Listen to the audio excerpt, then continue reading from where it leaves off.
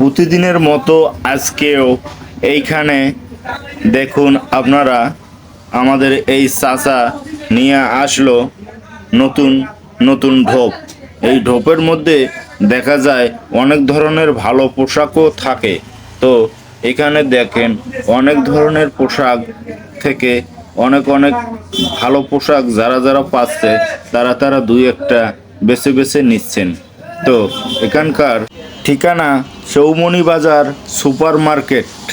মার্কেটের নাম হলো দেয়া আছে বসির মার্কেট।